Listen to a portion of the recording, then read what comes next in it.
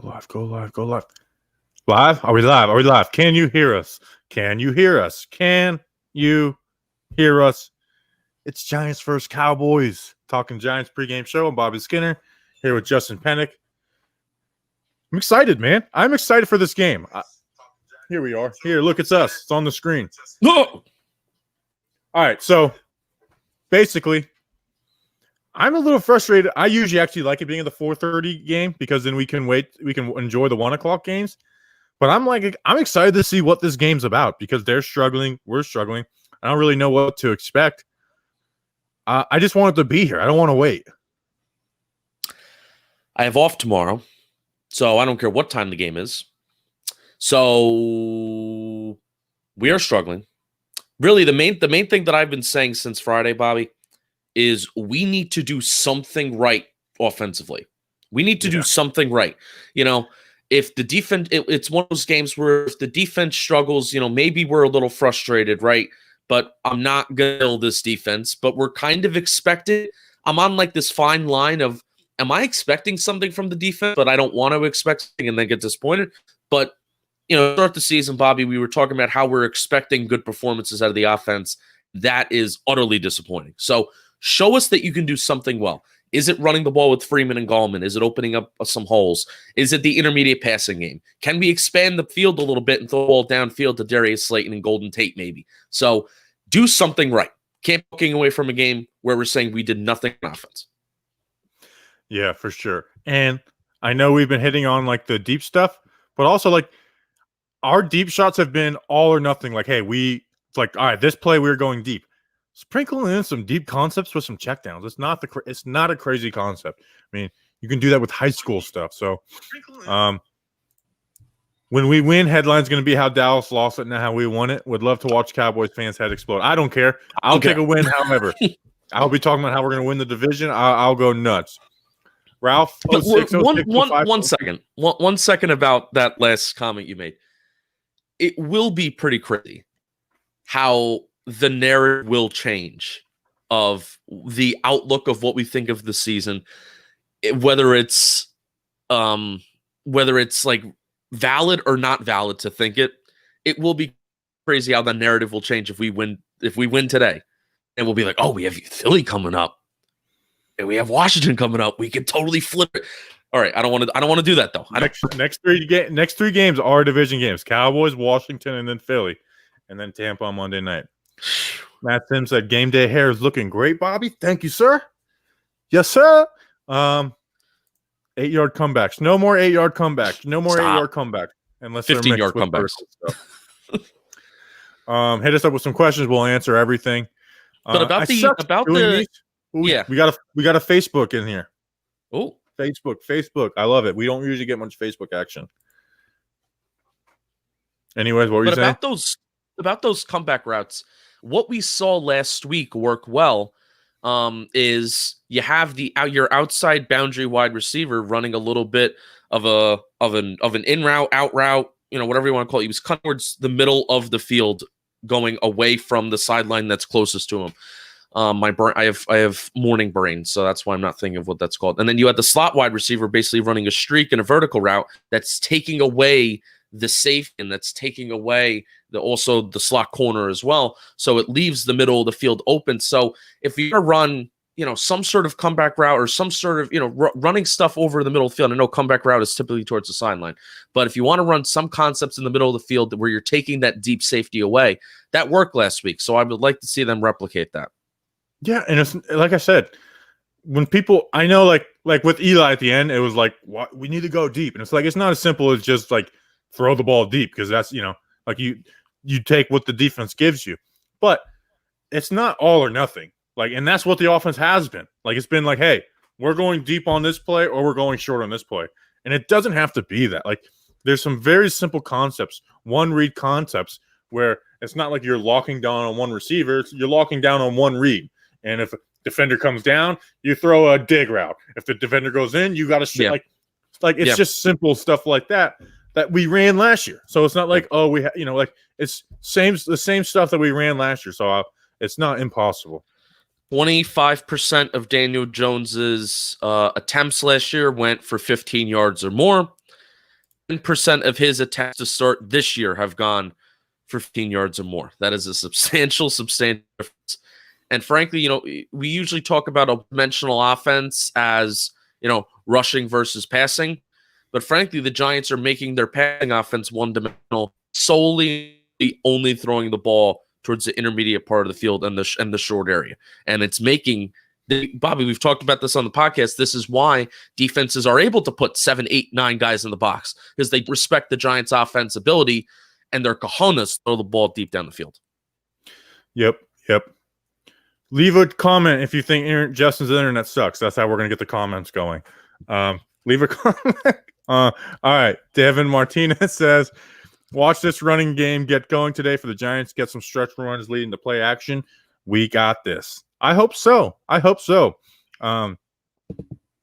They're good. They have good players up front, except for number 48, Joe Thomas. But they Cleveland kind of took the whole effort stuff with Dallas last week was real. I went and watched. That wasn't just sports media talk. There was actually some real effort stuff on there where it's wow, these dudes are legit just not even rushing the passer here. Yeah. It's crazy that they have talent. They have a lot of talent up front. And that was the main strength of their team heading into the year. And the fact that we're not talking about their pass defense could be bad too. The fact that we're not talking about their pass defense is the main culprit of being bad, especially after losing Byron Jones, trading for Everson, signing Aldon Smith. Yeah, so that's crazy. I'm going to switch internets. So take another question and keep it going here. Okay, I'm going to give a take. Now, we played DeMarcus Lawrence. DeMarcus Lawrence has had success against the Giants in the past. I believe that Cam Fleming, being from Dallas the last 2 years and practicing against DeMarcus Lawrence every day, is an advantage for the Giants. That is an advantage for Cam Fleming. Not to say that Cam Fleming is better than DeMarcus Lawrence. He won't get beat. But that advantage goes to the offensive tackle because you know what moves he has. You know what he likes and what ways. I mean, it's you practice a guy against a guy all year. You know what he's going to do. Where offensive line play, it's not moves. It's more of it's just you do what you do. There's different type of pass sets, but essentially you do what you do. Right. So I'm actually I'm intrigued. I'm not excited for that. I'm intrigued to see how Cam Fleming does against DeMarcus Lawrence. Yeah, especially we looked at week 1 and Fleming went up against TJ Watt. So Bobby, who we played what's their face last week? The Rams. So the talent week was probably the easiest that he's had to face in terms of edge rushers. But how has Cam Fleming looked to you? Because you've done your offensive line reports. How has Cam Fleming looked to you these last few weeks? Now that you've done your offensive line reports, has he who had a better start to the season? Cam Fleming or Andrew Thomas? That's a hard question. The last 3 games, Cam Fleming, but Andrew Thomas's week 1 was dominant. So, and Cam Fleming hasn't been good. He's just he's been what we've expected, and hasn't been a total liability. So, the last 3 games, Cam Fleming, but when you include week 1 and how bad Fleming got beat, paired with Thomas being dominant, then I'll go Thomas. All right. When the NYPD shuts down the second best team in Texas, then can we be more optimistic? I want to be optimistic. If we can stop that trio of wide receivers, that's the thing. That's the biggest thing that scares me about Dallas is that trio of wide receivers. Because Holmes is a rookie, CeeDee Lamb has been awesome, and Michael Gallup is a big play guy. Ryan Lewis was solid last week, but let's see how he is against this Dallas team. It's a different matchup. I think it's a tougher matchup for our DBs to see what Patrick Graham does. And I know that we've trusted Bradbury, but he has a tough matchup in Cooper. It's we're expecting Bradbury to be good, but also Amari Cooper can make plays on the best of corners too. So it's not just as much as we're kind of counting on it. It's not a total given that Bradbury just totally shuts down Amari Cooper. It's an awesome logo. I wonder if Ride and Giants sounds like it's like a YouTube channel. So, but this is like an awesome logo. I'm loving it. I know. Can we steal that from you? We love stealing stuff. All right. 100 Joe Yado says 120 yards rushing over under. So this includes Daniel Jones. What do you think? Oh, gosh, it's within the context of the game where screw it. The Giants are going to get off to a fast. They have literally been the worst team in the National Football League in terms of getting off to fast starts offensively, in terms of producing yards and sustaining drives, and that is statistically proven. It's not just me having sports radio. They are the worst. We're going to get off to a fast start, and then that's going to allow us to run the ball. Over, including Daniel Jones. Over. I'm going to go slightly under because I think we're going to be passing the ball a lot. Al Twatter says, do we sacrifice Garrett on the star if the offense does nothing today? Yes. Yes. Like, just, have you ever seen Night at the Museum where I think they're the Huns, where no, that's Mulan. I have no idea. Where they pulled people and they pulled them until all their limbs fell off. So that's what we're going to do. We're going to sacrifice him. We're just going to pull his arms and legs until he falls apart. Kuzan makes a great point that we have not talked about. And honestly, he said, I'd put Logan Ryan on CD and hope he contains him. Is there any way Logan Ryan just plays the nickel today? That did not cross my mind at all. Is there any way we just see Logan Ryan play the nickel this week because we have CeeDee Lamb? I say no, but why don't you answer your own question while I switch internets? All right, let me see. Have the inactives came out today? Like, I think Colbert's playing. I'm not sure about. I guess the inactives won't come out till later because it's a 4:25 game. But that's a really good question. I would like that. Maybe that's something that old Patty Graham pulls out of his bag of tricks. That's a great point, Kuzan. I like that. I say no because Peppers is playing today, right? We don't know. We don't know. 4:30 game. The inactive list hasn't come out. But right. I would assume. I would think that Colbert's playing. I'm not sure about Peppers though. I hope Colbert's playing. That's a big. I would rather Colbert back there patrolling deep center field only in love. Hope Colbert's playing. I think they like Ryan in his role. I don't think Ryan's role is in. I've been more impressed with Logan Ryan than I have been Jabril Peppers to start the year. So, like his role he's doing, and I like his value on the team right now. I wouldn't mess with slot corner or anything like that. Yeah, but it'd be interesting. I think that's something Patrick Graham, like, if he tries that, it's like, man, I love how this guy attacks each week. That's a good thought. Yeah. Pandemonium, thank you for the super chat. He said Bachman for Tate. Thoughts? I would love to see Bachman events, like one of these guys play, like Bachman, Mack, Victor, Dillon. I'm not going to bang on the table because we really have no idea what they are at the NFL level, but it would be it would be fun to, like, just to see what those guys are. And I would assume Ratley and Board are better than those guys. I know, like, we love the unknown, but I would just assume that, like, those guys are over them for a reason. You know what I'm saying? Like, I love the new toys. I wanted to see them. That's what sucks about not having the preseasons. We didn't get to see these guys in NFL action, and we didn't get to see them at camp because we weren't allowed to be there this year. But I would be excited about it. But I can't bang on the table for it. No. Tate's a savvy vet. No matter how much I dislike him, he's a veteran. He's a smart football player, and these guys are young. They're undrafted. And also, you're paying Tate $10 million. So if we're benching Golden Tate for undrafted free agents, I think that's a terrible look on the organization. Terrible. Yeah, but it would be fun. I'm going to stop calling this guy Pastor Ray. I'm just going to call him Ray. He says, if Daniel Jones does not show up today, I'm very concerned for his future. That brings me to my point. I'm a Miami guy, so I was watching that Clemson game anyways last night. But I was like, you know what? I'm gonna count some stats for Trevor Lawrence. This is crazy, and this is nitpicking. This isn't saying he's not worthy of a top pick, but it is crazy how easy it is at Clemson. 84% of his yards were yak.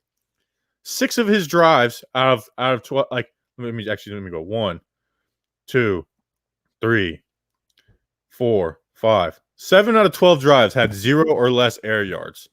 He averaged 1.62 air yards per completion. That's crazy. It was so easy for the guy. He's a hell of a talent. But that's what sucks about these guys. That's why I always say, like Andrew Luck, him being at Stanford was awesome. It's like we got to see this guy go through things and struggle through things and play against better talent. So anyways, I'm I know that's going to come off as trashing Trevor Lawrence, but I just thought like that's why I can't just be like, oh my gosh, this guy's the best ever by looking at stats. I need to watch him after the year. Well, giving stats isn't trashing somebody. That's not trashing. It's saying that things were that Clemson, credit to the Clemson offense, they win football games and they're number one in the nation. They shouldn't be trying to make things difficult on Trevor Lawrence and running a pro style offense because they want him to go for one. They want to win footballs, you know. Yeah. So Clemson pays their coordinators so much, Justin, so they don't leave. Like because none of them went and got head coaching jobs because they like pay them like, hey, just stay here and let's be dominant. Where Saban's lost most of his guys. Everything is yards after the catch. Everything is in the. And I was watching the game too last night. I watched a decent chunk of it. I was in Rutgers and we were eating "Are You Hungry" sandwiches, and there's a lawn where you can watch everything. I was just like, this is not impressive. Nothing that he's doing is really impressive. The throw to the left side was like that was a beautiful throw. He's got all the arm talent. It's not like, oh, does he have the arm talent? It's just.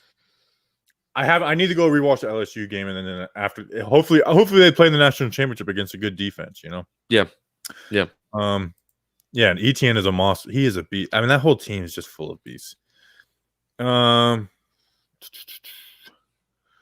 we go. I want this O-line to dominate the crap out of Dallas D-line.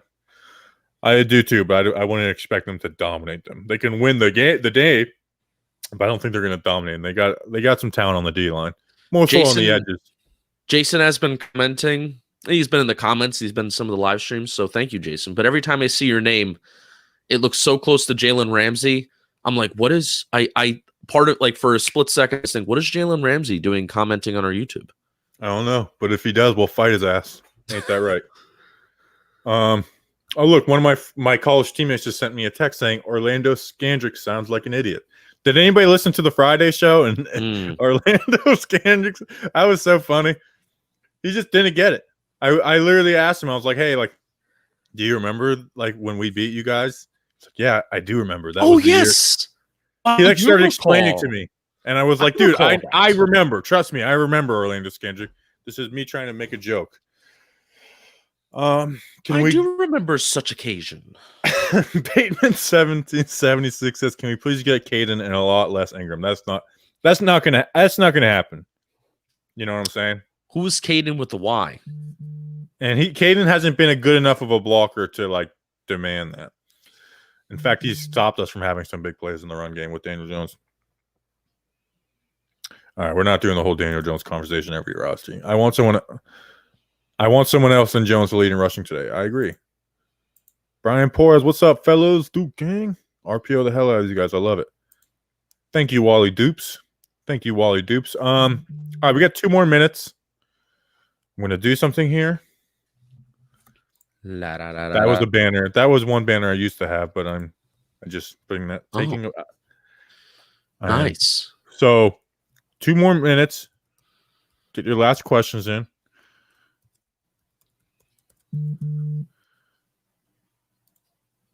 All right, here we go. Uh-oh. I was going to start saying "Go Your Own Way" by Fleetwood Mac.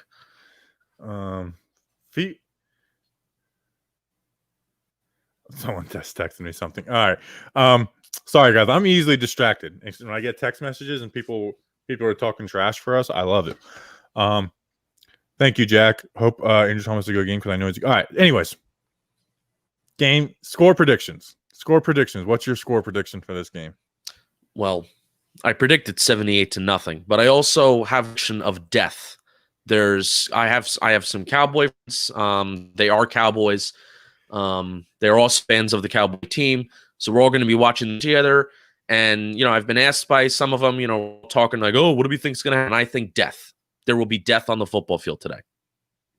Hey, if someone dies, our download numbers will be through the roof. It's true. So I'm predicting the Giants win 77-0. Winners win, losers lose. What's up, T-Mac? All right, so let me do this one last thing before we leave. And then big Leonard Williams Dex game. Now we banner. So I did a little quick video, a 5-minute video about Marcus Golden. I really think Marcus Golden's gonna have a big game. I don't think I think he's gonna play, and I think he's gonna have a big game today if he plays, obviously. And I think Leo and Dex are gonna do a good job against their they're not gonna dominate Zach Martin and Connor Williams, but they can do a good enough job to where they are occupying those guys. And I think Marcus Golden is gonna make some noise off the edge, and I think he's gonna have to. So hopefully we have a big game with for Marcus Golden. Yeah, 12% of the snaps this week. What if you do this thing where Carter gets like 85% of the snaps, Fackrell gets like 75%, like he did last week, and then Golden's like shadow banned again? Yeah, don't do that. All right, we appreciate you guys. We'll be live after the game. What time do you want to go live at? Because I do need to watch the end of the NBA Finals game. The game's going to end around 8. I'm going to be tired no matter what, but I'm okay with late. I have off tomorrow. All right, so we might go late tonight. Sorry, Gaz, man. We might just go right after the NBA Finals game is over. Actually, no, I like watching the ceremony. I don't know. We'll figure it out. But patreon.com/TalkingGiants, $2 a month, half a cup of coffee. We go live for every episode, and then it's for those who don't sign up, it'll be in your podcast app in the morning and on YouTube, all that good stuff. We appreciate you guys. And we love you guys. Thank you. All right, see you guys. Let's go Big Blue. Follow us on all that bull crap.